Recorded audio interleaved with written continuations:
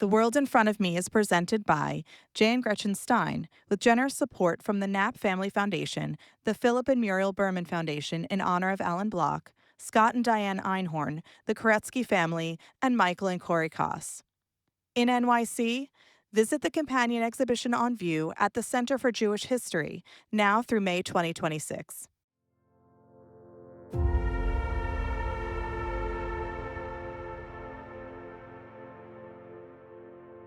Cuba see, Yankee no. What? You ever heard that? Cuba see, Yankee no? It was the rallying cry of the pro-Cuba movement during when was I in college? Fair Play for Cuba was the name of the movement. I wasn't that politically aware, but I used to go to these meetings because it looked to me like all the cool guys on campus were part of this. But in my naivete. That's Bill Aaron, prolific photographer of Jewish life.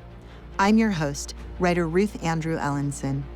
I was fortunate to grow up being photographed by Bill and welcome the opportunity as an adult and a journalist to explore the legacy of his work and the context in which it was created.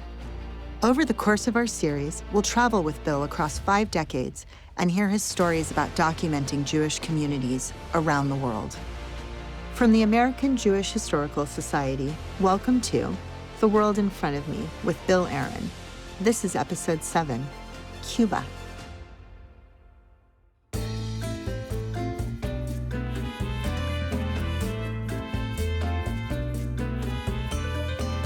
During the Carter administration, there was a brief thaw between the U.S. and Cuba, and mutual acquaintance knew the Cuban ambassador of the United Nations. And they put together a group of Jews to go visit the Jewish community in Cuba. What did you know about the Jewish community in Cuba before you were approached to go on this trip? Nothing. Really, literally. For me, it was an opportunity to photograph. I knew that Cuba had become a communist country. I guess under the influence of those meetings I used to go to, that it seemed like it was the fault of the United States, because when Castro took over, we withheld our support and Russia offered the support. So we have no one to blame but ourselves. I guess that's what I felt at the time.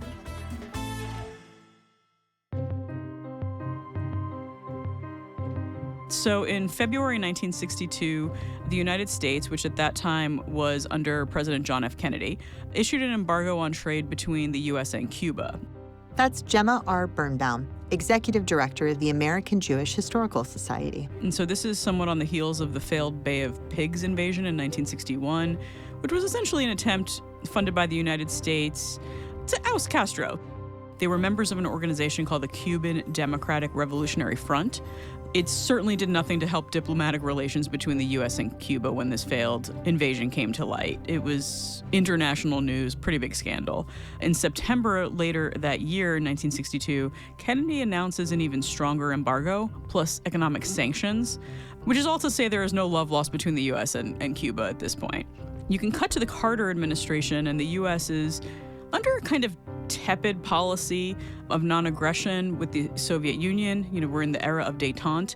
The Soviet Union is also a country that Castro and Cuba have very close ties to diplomatically.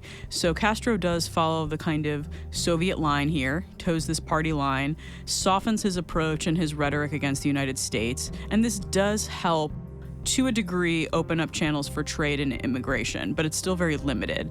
So even with this kind of easing, and is likely why somebody like Bill was able to actually visit, this is still both a very restrictive nation, and U.S. is still actively discouraging Americans from going there. Any American who wants to visit Cuba has to first go through another country, stop there, and then go on to Cuba. That restriction's not really starting to lift until 2011. It doesn't really fully go away until 2016 at the end of the Obama era. So you're talking about decades and decades of limitations. And so it's not just that people can't come into Cuba, it's also really difficult to leave Cuba. And at this point, 95% of the Jewish population is already left. So you're talking about a very small number of people most of whom don't actually want to leave and want to stay there. Like, they don't want to be driven from their home of however many years. And so it becomes a really sensitive situation, both in the country of Cuba at large and in these smaller sort of ethnic enclaves, Jewish and non-Jewish. So you get approached to be with this delegation that goes to Cuba, and you are there specifically as the photographer to document the Jewish community. That's what you're asked to do. That was my self-imposed mission. That's what I wanted to do. It was a difficult trip for me in that I saw lots of things that contradicted the idea of fair play for Cuba. And it really made me wonder what Cuban society would be like if Batista hadn't been overthrown in favor of Castro's regime.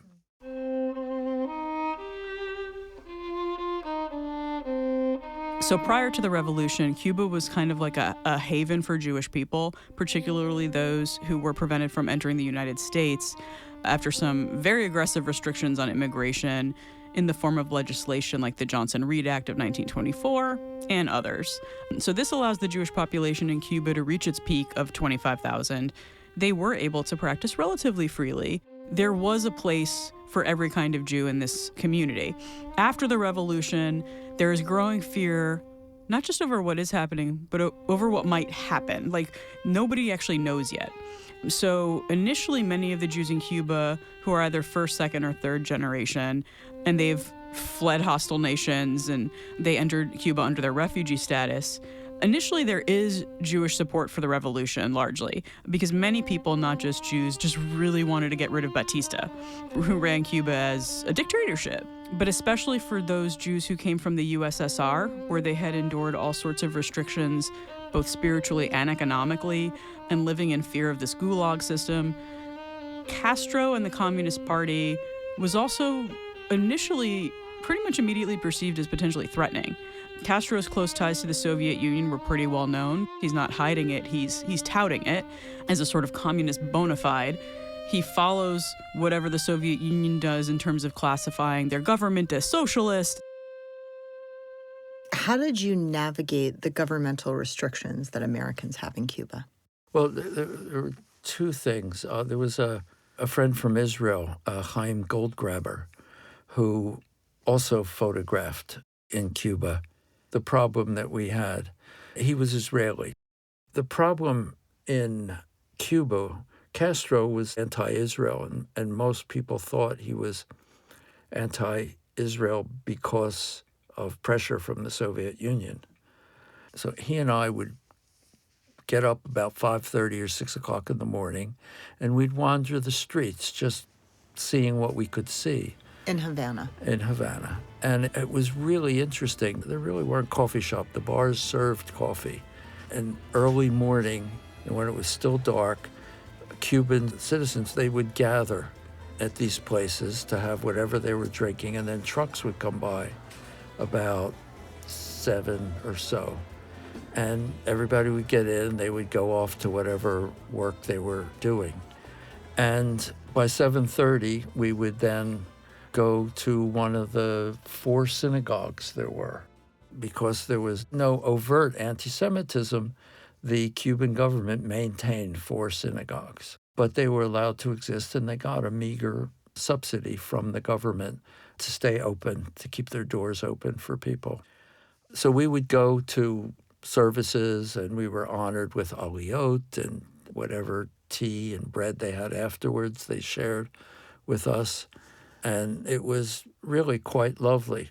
In order to understand what Jewish life in Cuba was like, you have to understand religious life in Cuba more generally, which is it is designated an atheistic country, which means no religion is able to be practiced as freely as they would like it to be. So it's not just Jews, it's also Catholics. It's anybody who is living what they sort of call the spiritual life. One particular morning, we're leaving the place where people were congregating and waiting for the trucks, and this guy runs over and said, "Stop, you've got to come with me."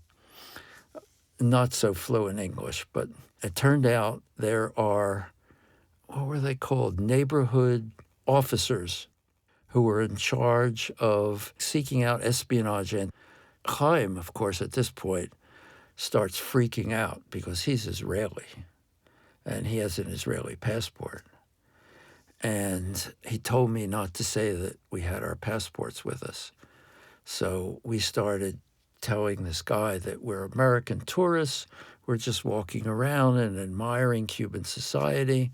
We're tourists, so we take pictures because we had cameras. And after about an hour, they let us go. We managed to convince them that we were harmless tourists. After the revolution, many of the Jews start to withdraw from religious life actively. So even if they're not asked to yet, that meant they were giving up rites and rituals. They stopped celebrating a lot of the holidays and observing others. They stopped attending synagogue. And so a lot of the memberships start to decline. A lot of the synagogues, even if they're not forced to close, they can't afford to stay open because they don't have enough of a congregation. It was not easy to get kosher food. That's especially true after the embargoes get stronger because you can't import anything. One of the sort of biggest things that people eat in Cuba is like pork. So for both Jews and other Cubans of various faiths, it becomes increasingly difficult to practice your religion freely. And that doesn't really abate for quite a long time. So by the time Bill is taking these photographs, I would consider it, even in that sort of calm era, a bit of an act of rebellion to be able to even do any of the things that he sees them engaging with. It was that if you practiced religion and went to religious services, you were not allowed to belong to the Communist Party. And if you could not join the Communist Party, you could not be promoted at work. You could still work. I mean, it wasn't as harsh as what Russia did to the refuseniks. There were also voluntary work brigades that worked in the countryside. But if you were going to religious services, you couldn't go. What remained as part of religious observance were old people, and not just Jewish, Protestant and Catholic. One time we're wandering around and we saw this beautiful church. And so we went in and we sat at the back. It was hot outside. We were tired. We were curious.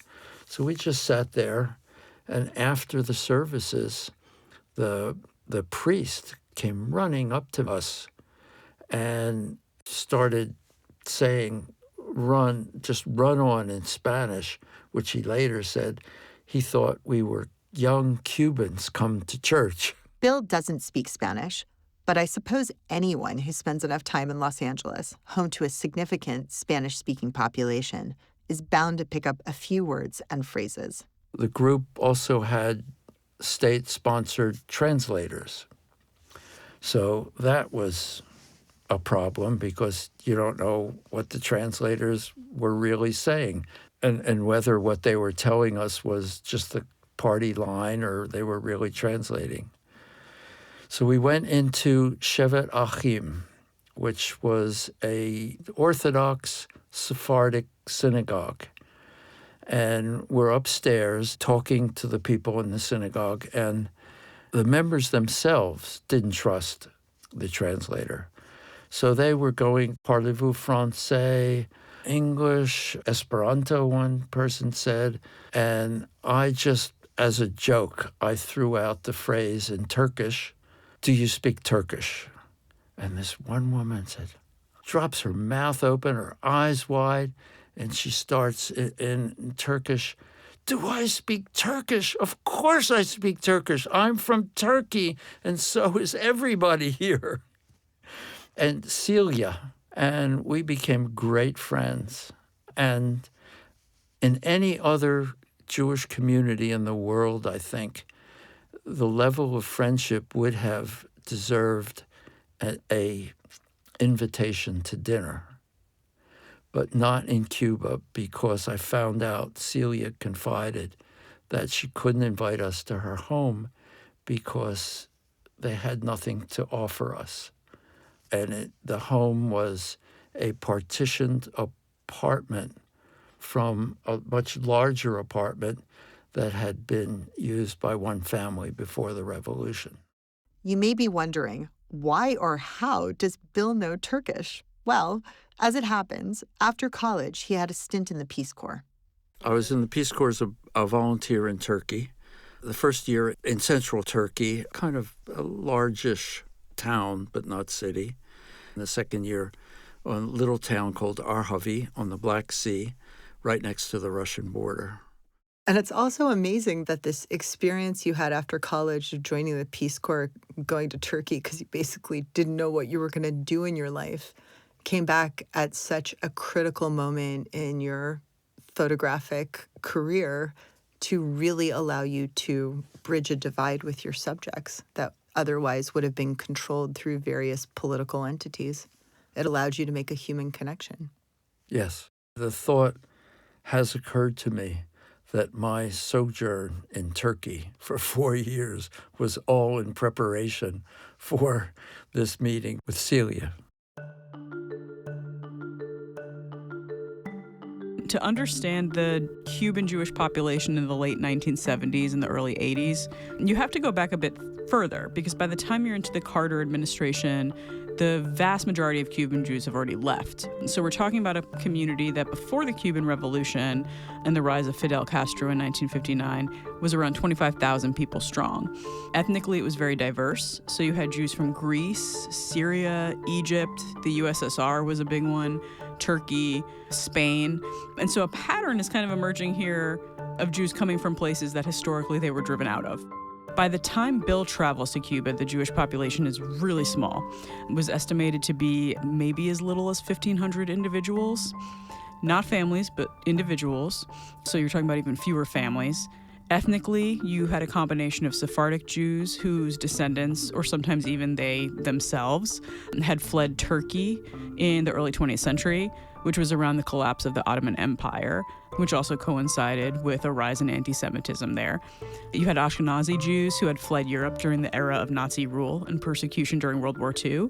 They had been accepted into Cuba when the United States and other nations had turned refugees away.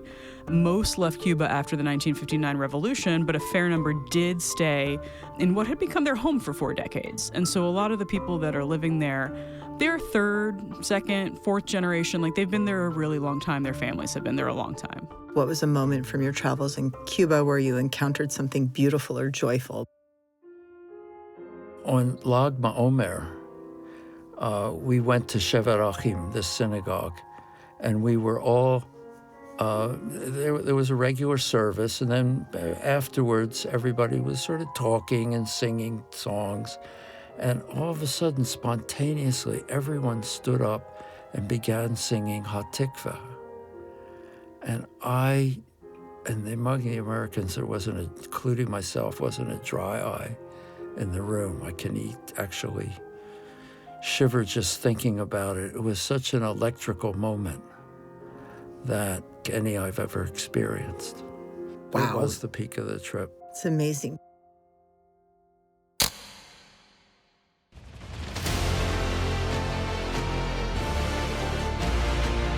From the American Jewish Historical Society, I'm Ruth Andrew Ellenson. This episode was written by Rebecca Miller and produced by Sarah Hopley. Our executive producer is Gemma R. Birnbaum. Recording, sound design, and mixing were done at Sound Lounge and Studio Awesome. For episode transcripts, exhibition information, additional resources, and links to a selection of Bill's photographs that inspired this episode, please visit us at AJHS.org/Bill. If you enjoyed this episode, please rate and review us, which helps others discover our series.